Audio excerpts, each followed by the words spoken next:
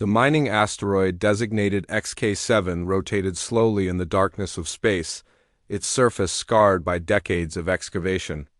Deep within its bowels, where the artificial gravity generators hummed with mechanical persistence, thousands of human slaves toiled in conditions that would have killed most galactic species within hours. Maya Chun wiped the sweat from her brow with the back of her gloved hand, leaving a streak of mineral dust across her forehead. At 19 standard years, she had spent her entire life in these tunnels, born to parents who had themselves known nothing but bondage. The Zephyrian Empire had been using human labor for 3 generations now, ever since they had conquered Earth and scattered its people across the galaxy as property. The sonic drill in her hands vibrated with bone-jarring intensity as she carved another chunk of precious trilithium from the rock face. Around her, dozens of other humans worked in similar fashion, their movements mechanical and efficient. Efficiency was survival. Those who failed to meet quotas simply disappeared, taken away by the chittering Zephyrian overseers to destinations no one discussed. Shun. The harsh translation device crackled as Overseer Clix approached, his forearms gesticulating with typical Zephyrian agitation. His insectoid features were hidden behind a breathing apparatus, as the methane-rich atmosphere the humans were forced to work in would have poisoned him. Your sector output is down 12% from yesterday. Explain. Maya straightened, her 5'6" frame dwarfed by the 8-foot alien. She had learned long ago to show neither fear nor defiance, both of which the Zephyrians punished severely. The vein is running thin, Overseer. I've had to dig deeper to maintain quality, or... Clix's mandibles clicked in irritation. Excuses. The Empire requires results, not explanations. You will increase output by 20% tomorrow, or face reduction in rations. As the Overseer skittered away on his 6 legs, Maya's friend Javier moved closer. At 25, he was among the oldest workers in their section, ancient by the standards of their brutal existence. You need to be careful, he whispered in Spanish, one of the dozens of Earth languages the humans still spoke among themselves when the Overseers weren't listening. Clix has been looking for reasons to make examples. Maya nodded grimly. She knew the risks, but she also knew something the Overseers didn't. For the past 6 months, she had been secretly mapping the asteroid's internal structure during her work shifts, memorizing every tunnel, every ventilation shaft, every weak point in the installation's design. Her eidetic memory, a trait that ran in her family, had proven invaluable in ways her Zephyrian captors couldn't imagine. The work shift continued for another 8 hours. The artificial day cycle designed to maximize productivity rather than human comfort. When the warning klaxons finally sounded, signaling the end of the work period, Maya was exhausted but alert. Tonight was important. The human quarters were little more than metal, boxes stacked in honeycombs throughout the asteroid's lower levels. Privacy was non-existent, hygiene facilities were communal and degrading, and the processed protein rations barely provided enough nutrition to sustain life. Yet it was here, in the supposed privacy of their cells, that the ember of human resistance still glowed. Maya waited until the 3rd sleep cycle bell before making her move. The Zephyrians monitored the quarters through thermal sensors, but they had never bothered to learn about human sleep patterns. They didn't know that humans could remain conscious while appearing to be in deep rest, or that body temperature could be consciously regulated to fool their primitive scanning equipment. She slipped from her bunk and moved through the darkened corridors with practiced silence. Her destination was Section C7, an abandoned mining area that had been sealed off after a cave-in 3 years ago. What the Zephyrians didn't know was that the collapse had been partially artificial, created by the previous generation of resistance fighters as a hidden meeting space. The gathering was already in progress when Maya arrived. 15 humans, all from different work sections, sat in a circle around a small illumination device powered by a jury-rigged energy cell. At the center sat Marcus Webb, a 50-year-old man who claimed to have been a military engineer before his capture. His weathered face bore the scars of multiple punishments, but his eyes still held the fire of defiance. The supply ship arrives in 3 days, Marcus was saying as Maya took her place in the circle. Same schedule they've kept for the past 2 years. The Zephyrians are nothing if not predictable. What about the security grid? Asked Sarah, a woman from the processing section. Her expertise with the asteroid's computer systems had proven invaluable to their planning. That's where our young friend comes in, Marcus replied, nodding toward Maya. You've completed the structural analysis? Maya pulled out a piece of salvaged metal, its surface covered with tiny scratches that formed an intricate map. To any Zephyrian eye, it would appear to be random damage from mining work. But to the humans in the circle, it was a complete blueprint of the asteroid's vulnerabilities. The main power coupling runs through a single conduit here. Maya traced a line with her finger. If we can access it during the supply ship's docking procedure, we can overload the entire grid. The backup systems will kick in, but there's a 47-second window where the security sensors will be cycling through their reset protocols. 47 seconds, Marcus mused. That's not much time. It's enough, Maya replied with quiet confidence. The humans in Docking Bay 3 can overwhelm the guards, take the supply ship. From there, she paused, looking around the circle. From there, we find other human populations, other resistance cells. We start building something bigger. The discussion continued for another hour, each detail of the plan examined and refined. Maya found herself taking more and more of a leadership role, her technical knowledge and strategic thinking earning the respect of the older rebels. When the meeting finally concluded, Marcus pulled her aside. You know, this is likely a suicide mission, he said quietly. Even if we succeed in taking the ship, the Empire has thousands of vessels. They'll hunt us down. Maybe, Maya replied. But my parents died in these tunnels believing their children would follow the same path. I won't let that be the end of the story. Marcus studied her face in the dim light, seeing something there that reminded him of the officers he had once served under. You're not just planning an escape, are you? You're planning a war. Maya's smile was cold and determined. The Zephyrians think humans are just muscle and endurance. They've never bothered to study our history, our capacity for adaptation and growth. They're about to learn why Earth's apex predators don't make good slaves. As they prepared to return to their quarters, Maya took one last look at the improvised map she had created.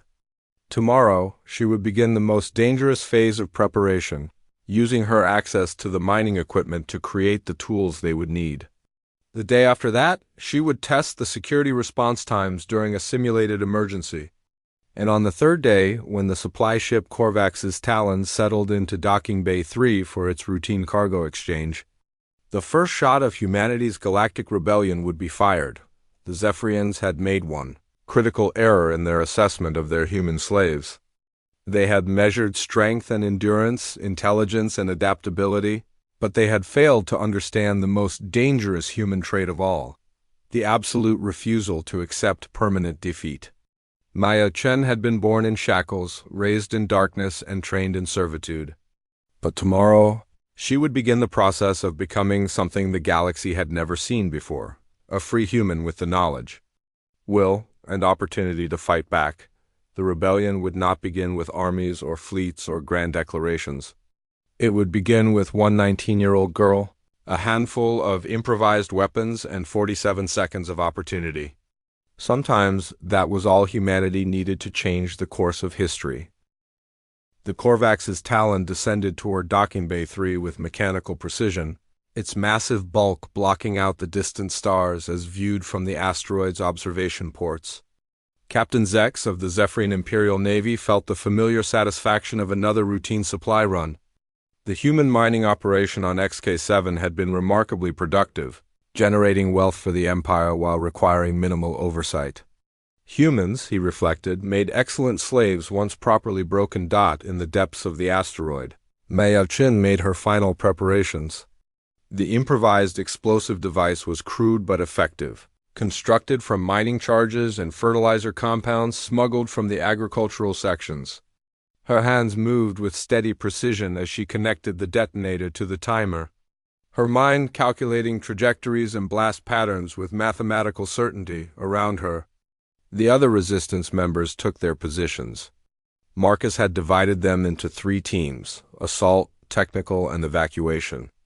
Maya found herself designated as technical leader, a responsibility that would have terrified her weeks ago, but now felt as natural as breathing. The months of planning had transformed the frightened mining slave into something far more dangerous. 2 minutes to docking. Sarah whispered through the improvised communication system they had built from salvaged parts. Her position in the processing center gave her access to the asteroid's traffic control systems. Security patrol is right on schedule. Maya nodded to herself, alone in the maintenance shaft that ran parallel to the main power coupling. The space was barely large enough for her small frame, but it provided perfect access to the asteroid's electrical nerve center. One precisely placed charge would overload the grid and create the window they needed. Through the thin metal walls, she could hear the vibrations of the supply ship's docking clamps engaging. Zephyrians followed their procedures with religious devotion, never varying from established protocols. It was an alien mindset that valued order above all else, and it had become their greatest weakness. "Docking complete," Sarah reported. "Cargo transfer beginning. Guard rotation in 90 seconds. Maya attached the explosive device to the power coupling and activated the timer. 47 seconds. She had rehearsed the evacuation route dozens of times, but theory and practice were different things. The maintenance shaft seemed to stretch endlessly as she crawled toward the emergency exit. Her heart pounding so loudly she was certain the guards could hear it. The explosion, when it came, was perfectly timed. The lights died instantly, plunging the asteroid into darkness as backup systems struggled to compensate. Emergency lighting flickered on and off as the power grid fought to stabilize itself. And in that brief window of chaos, the human resistance struck. Marcus led the assault team through the darkened corridors toward Docking Bay 3. The Zephyrian guards were disoriented, their vision systems overwhelmed by the fluctuating light levels. Humans, evolved from predatory mammals, adapted to the darkness within seconds. The first guard fell before he could raise an alarm. Marcus's improvised blade finding the weak spot where the alien's breathing apparatus connected to his exoskeleton. Meanwhile, Sarah's team seized control of the asteroid's communication array. The Zephyrians had never considered that their human slaves might understand their technology well enough to turn it against them. Within minutes, Sarah had locked out the external communications and begun broadcasting a coded signal on frequencies known only to other human resistance cells. Maya reached her assigned position in the docking bay just as the main lights flickered back on. The supply ship's crew was attempting to undock, but their vessel systems were incompatible with the asteroid's damaged power grid. Captain Zex stood in the open cargo bay, shouting orders in the clicking Zephyrian language while his crew struggled to restore ship functions. "Now!" Marcus's voice echoed through the bay as the assault team emerged from concealment. What followed was less a battle than a demonstration of why humans had once been Earth's apex predators. The Zephyrians were stronger individually, but their rigid hierarchical thinking made them slow to adapt. They expected frontal assaults and formal challenges, not the flowing, coordinated pack-hunting tactics that came naturally to human groups. Maya found herself face-to-face with Captain Zex as the alien drew his plasma weapon. Time seemed to slow as her enhanced reflexes, honed by years of dangerous mining work, kicked in. She rolled left as the energy beam seared the air where she had been standing, then came up inside the alien's reach. Her mining tool, modified with a sharpened edge, found the gap between armor plates with surgical precision. The captain fell, his weapon clattering across the deck. Maya picked it up, surprised by how naturally the alien technology felt in her human hands. Later, xenobiologists would theorize that human adaptability extended to tool use in ways other species couldn't match. At that moment, Maya simply knew that the weapon wanted to fire, and she let it dot within 10 minutes. The supply ship was under human control. 3 Zephyrians lay dead, their rigid adherence to protocol having made them predictable targets. The remaining crew huddled in the cargo hold, suddenly understanding what it felt like to be property rather than people. "Status report," Maya called out. her voice carrying an authority that surprised even her. "Communications under our control," Sarah replied. "I'm picking up acknowledgement signals from at least 12 other mining installations. They're asking for instructions." Marcus approached, his weathered face showing a mixture of pride and amazement. "Engineering team reports the ship is spaceworthy. Fuel reserves at 80%, weapon systems functional." He paused. "What are your orders, Commander?" The title hit Maya like a physical blow. "Commander, 3 hours ago, she had been slave 7,743, notable only for her mining productivity. Now 15 humans looked to her for leadership in a rebellion that had already grown beyond their small asteroid. First priority is intelligence gathering, she decided after a moment's thought. We need to know the location of every human population in this sector, their guard strength, their defensive capabilities. "Sarah, can you access the ship's navigation database?" "Already on it," Sarah replied, her fingers dancing over the alien control systems. "This ship has visited 47 installations in the past year alone. Complete route maps, security protocols, everything." Maya studied the tactical display that materialized in the air above them, her eidetic memory absorbing every detail. 12 mining asteroids, 4 agricultural worlds, 2 industrial facilities, and what appeared to be a central command station. Tens of thousands of humans, all in various states of bondage. "The Zephyrians have made a strategic error," she announced to the gathered rebels. "They've concentrated their human populations for efficiency, but concentration creates opportunity. If we can coordinate simultaneous uprisings across multiple installations—" "We'd need ships, weapons, trained personnel," Marcus interrupted. "We have 1 cargo vessel and 16 people." Maya's smile was predatory. "Marcus, how many humans would you estimate are held in this sector?" "Based on the navigation data?" "Maybe 50,000. "And how many of them do you think have been planning escapes, weapons caches, resistance cells, just waiting for someone to light the fuse?" The older man's eyes widened as he began to understand. "You want to turn the entire sector into a rebellion." "I want to turn the entire sector into a recruiting ground," Maya corrected. "The Zephyrians think they understand humans, but they've only seen us as individuals. They've never seen what happens when humans organize around a common goal." Over the next 6 hours, Maya orchestrated what would later be known as the Cascade Liberation. Using the supply ship's communication array and Sarah's technical skills, they contacted resistance cells across the sector. The plan was elegantly simple: simultaneous uprisings, time to maximize confusion and minimize the Zephyrians. Ability to respond: the first target was Mining Station Delta 9, only 3 hours away at maximum burn. Maya personally led the assault team, her natural tactical abilities refined by the adrenaline of combat. The station fell within 20 minutes, its Zephyrian overseers overwhelmed by coordinated human attacks they had never trained to repel. More importantly, Delta 9 yielded 2 more ships and 300 newly liberated humans, many of whom possessed technical or military skills from their pre-captivity lives. Maya found herself commanding not just a rebellion, but the beginnings of a fleet. As news of the uprising spread, something unprecedented began to happen. Zephyrian installations that had seemed secure for decades suddenly found themselves facing internal revolts. Humans who had appeared docile and broken revealed themselves to be organized, armed, and absolutely determined to be free. The Zephyrian Sector Command's first response was predictable: overwhelming force. They dispatched a battle cruiser and 3 destroyers to suppress what they assumed was a minor uprising on a single asteroid. What they found instead was a coordinated human fleet of converted cargo ships and mining vessels, led by a 19-year-old girl who had spent her entire life learning to survive in environments that would have killed most galactic citizens. The Battle of the Helix Nebula lasted 4 hours.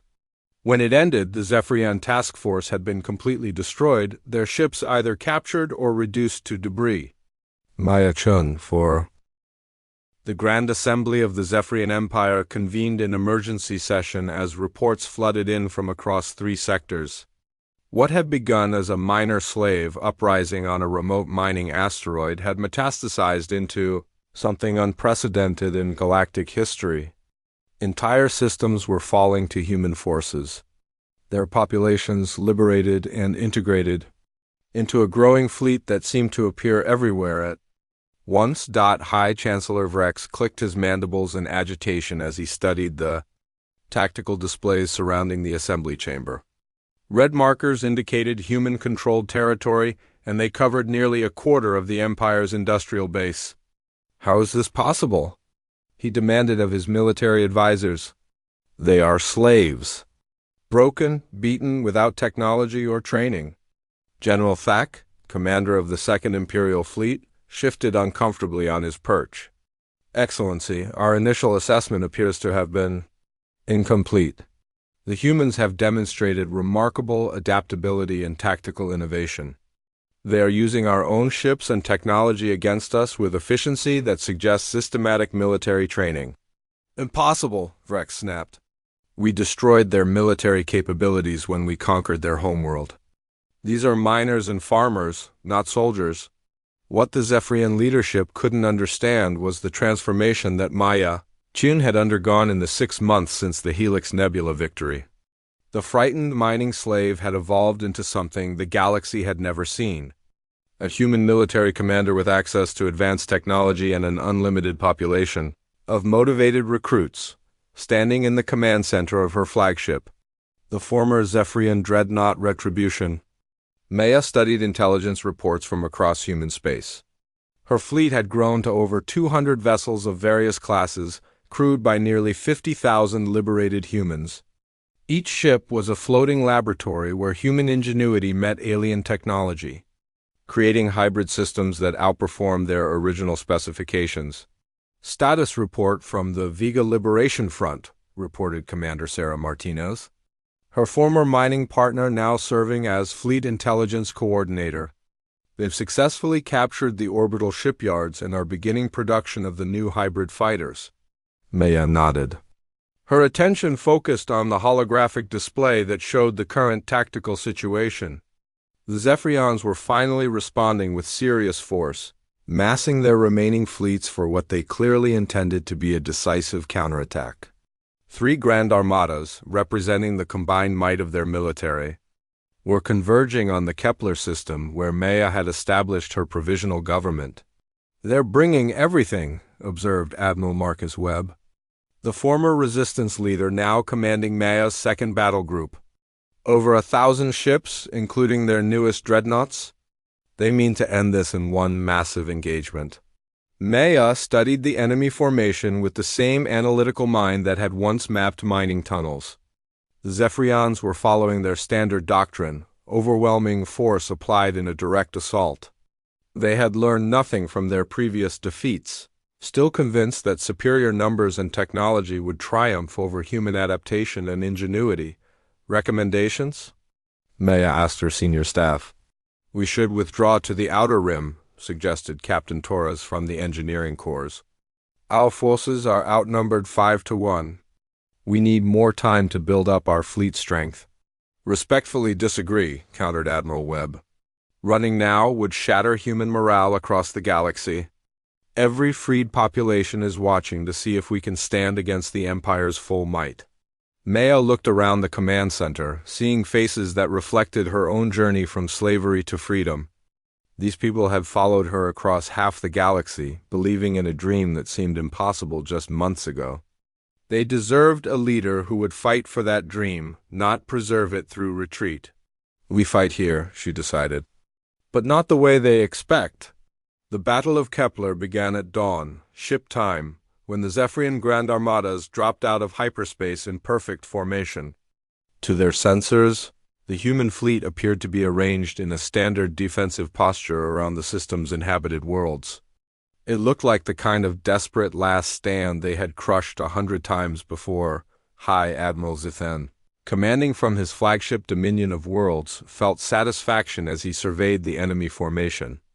The humans had fought cleverly in their guerrilla actions, but now they were forced to meet the Empire's might in open battle. All ships advance. We end the human rebellion today.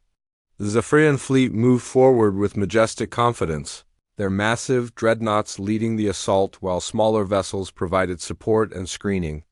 It was a textbook application of overwhelming firepower, the kind of battle doctrine that had conquered a dozen species across 3 centuries. What they didn't realize was that Maya had spent those crucial 6 months not just building a fleet, but studying every recorded engagement between humans and aliens throughout history. She had identified patterns, weaknesses, and opportunities that previous human commanders had missed. Most importantly, she had realized that humanity's greatest advantage wasn't their technology or even their adaptability. It was their fundamental difference in how they approached warfare. Execute Protocol Terran. Maya ordered quietly across the human fleet. Ships that had appeared to be in defensive positions suddenly revealed their true nature.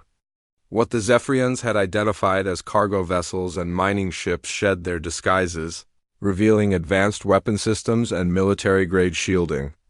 The defensive formation, transformed into something the rigid Zephyrian military doctrine had no classification for. A distributed network of mutually supporting units with no clear hierarchy or center of command, the first Zephyrian ships to enter engagement range found themselves facing not the expected wall of defensive fire, but a swirling cloud of human vessels that seemed to operate with a collective intelligence. Ships appeared where they were least expected, struck with devastating precision, then vanished into the formation's chaos before return fire could be coordinated. What is this? Admiral Zithan demanded as his tactical displays showed incomprehensible movement patterns. They have no formation discipline, no command structure. His aide, a young officer trained in the finest military academies, stared at the displays in confusion. Sir, it appears each ship is operating independently, but somehow in coordination with all the others. I don't understand how they're managing communications and targeting. What they were witnessing was the ultimate expression of human pack hunting behavior. Refined through months of practice and enhanced by technology, the Zephyrians couldn't comprehend. Each human ship captain was making independent decisions based on a shared understanding of the overall battle plan, adapting to changing circumstances in real time, without waiting for orders from above. Maya herself was not commanding the battle in any traditional sense. Instead, she was part of it, her flagship weaving through the combat zone while she monitored the overall flow and provided guidance only when needed.